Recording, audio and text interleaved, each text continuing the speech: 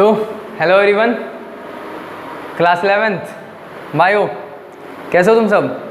बढ़िया एकदम। तो चलो, दिख रहा है ना किस चैप्टर का रिवीजन करने वाला है आज? Living world. तो आज लिविंग वर्ल्ड का रिवीजन कर लेते हैं, ठीक है? बाकी सारे चैप्टर का मिलेगा धीरे धीरे। तो देखो, अभी मैं कोशिश करूँगा बायो का भी मिल जा रहा है, फिजिक्स का भी और केमिस्ट्री का भी, ठीक है? हर एक चैप्टर का, फिजिक्स में सारे चैप्टर का और केमिस्ट्री में फिजिकल, इनऑर्गेनिक, ऑर्गेनिक सबका मिलेगा, ठीक है? हिंदी इंग्लिश का नहीं मिलेगा। चलो ठीक है। तो देखो, सबसे पहले लिविंग वर्ड, ठीक है? देखो, लिविंग वर्ड में मैं समरी टाइप में बता दूंगा, हर एक चीज़ को अच्छे से सुनना। देखो, इस वीडियो को देखने का कुछ तरीका है। अपना कॉपी किताब किनारे से रख लो, ठीक?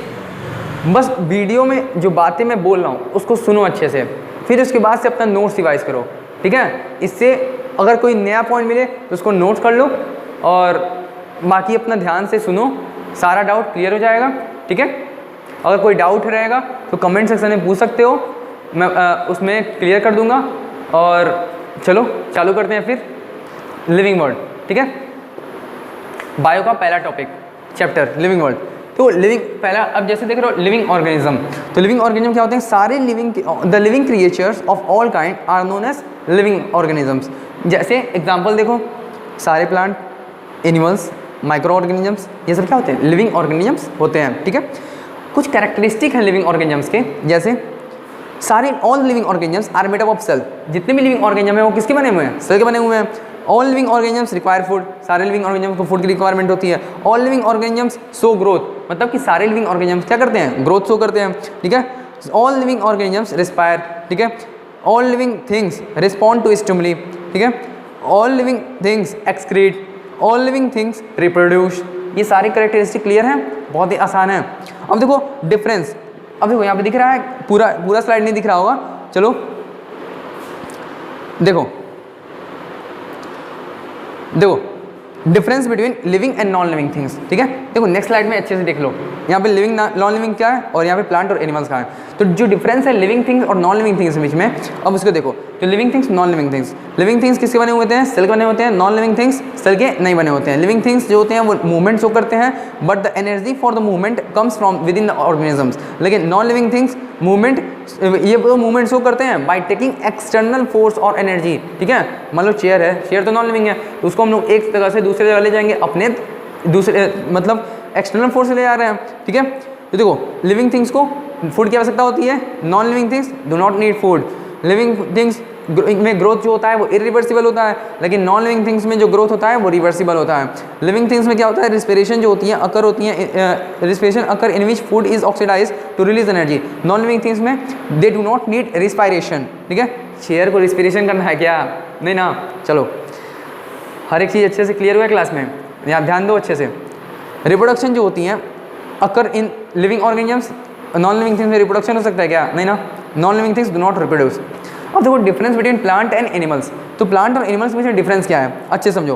देखो, प्लांट और animals they can make their own food by the process. Plant क्या कर सकते हैं? अपना फूड कैसे बना सकेंगे? फोटोसिंथेसिस। और फोटोसिंथेसिस क्या होता है? बताइए तुम लोग को। सनलाइट की हेल्प से प्लांट अपना फूड बनाता है। और प्लांट अपना फूड कहाँ बनाता है? अरे बताओ, लीव्स में, ठीक है?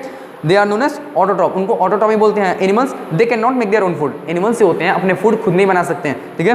दे आर हेटरोट्रॉप्स, मतलब वो डिपेंड करते हैं दूसरे ऑर्गेनिज्म पे अपने फूड के लिए, ठीक है? न्यूट्रिशन के लिए।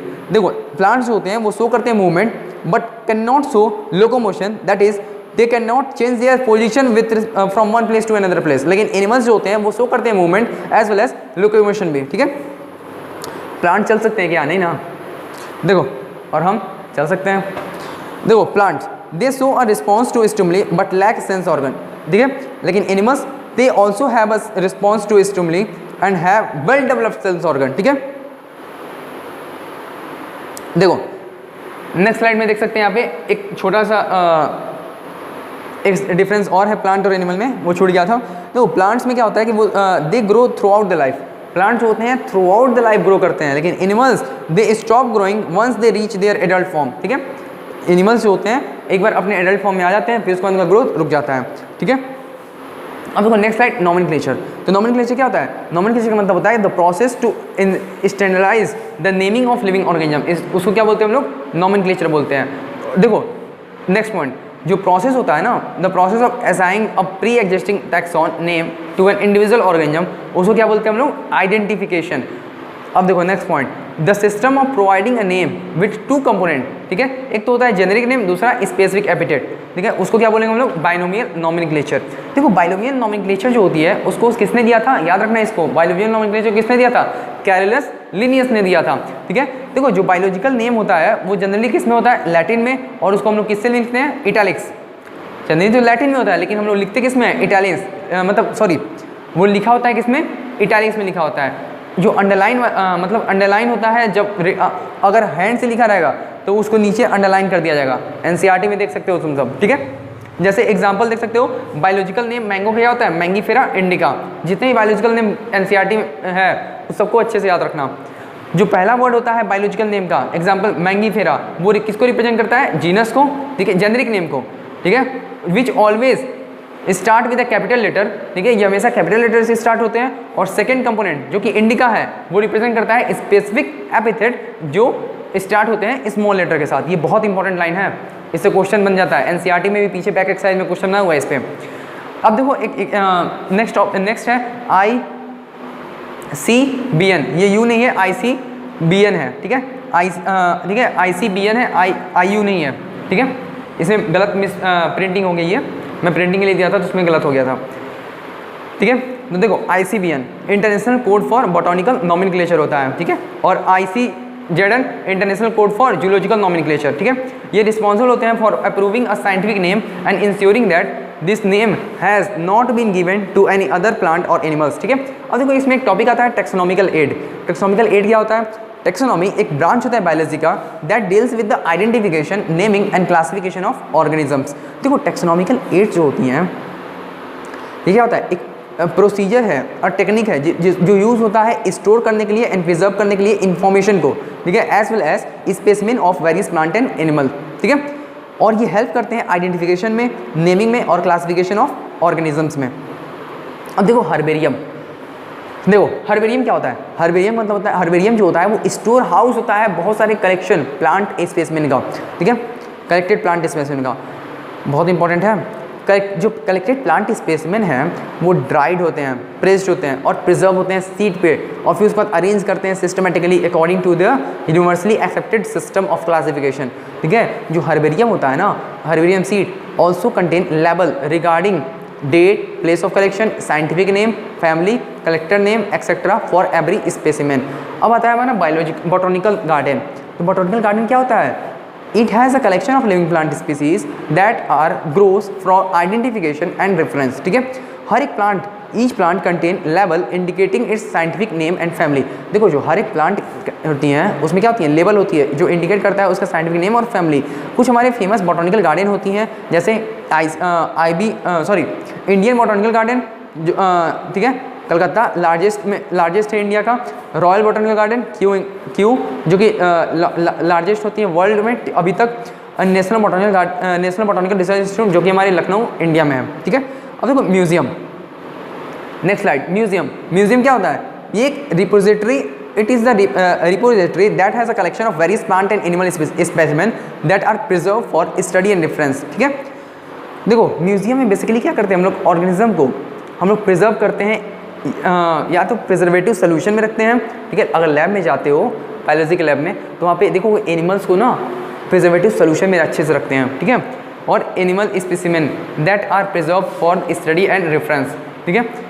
देखो जो ऑर्गेनिज्म होते हैं आर प्रिजर्व आइदर या तो प्रिजर्वेटिव सोल्यूशन में रखेंगे या फिर in the form of dry specimen के में रखेंगे।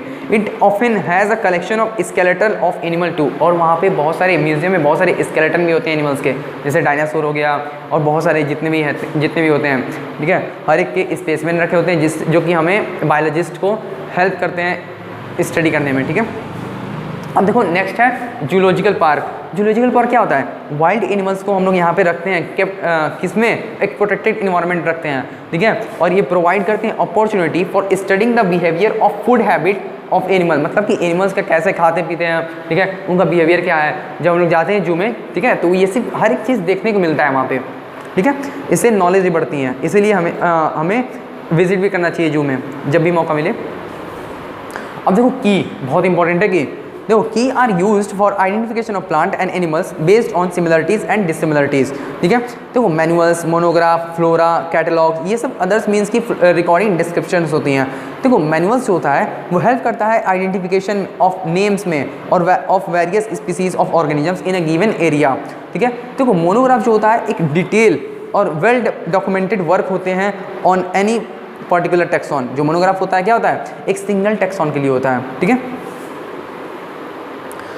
तो चलो ये एक छोटा सा चैप्टर था, चैप्टर का समरी था लिविंग वर्ल्ड, इसको अच्छे से देख लो, ठीक है, एक बार फिर से, और अपना नोट्स रिवाइज कर लो इसके बाद, देखने के बाद से, जिससे कि तुम्हें सारा कंटेंट याद आ जाएगा जो भी क्लास में डिस्कस हुआ था। और क्वेश्चंस लगा लो, एनसीईआरटी पढ़ लो, बाकी सब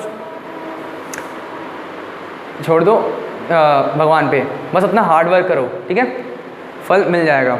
चलो तब तक बाय। नेक्स्ट चैप्टर जो है बायोलॉजिकल क्लासिफिकेशन, या फिर मैं सोच रहा हूँ फिजिक्स के डाल दूँ या फिर केमिस्ट्री का, सबका मिलेगा, घबराओ मत, बस अपना पढ़ाई करते रहो, ठीक है।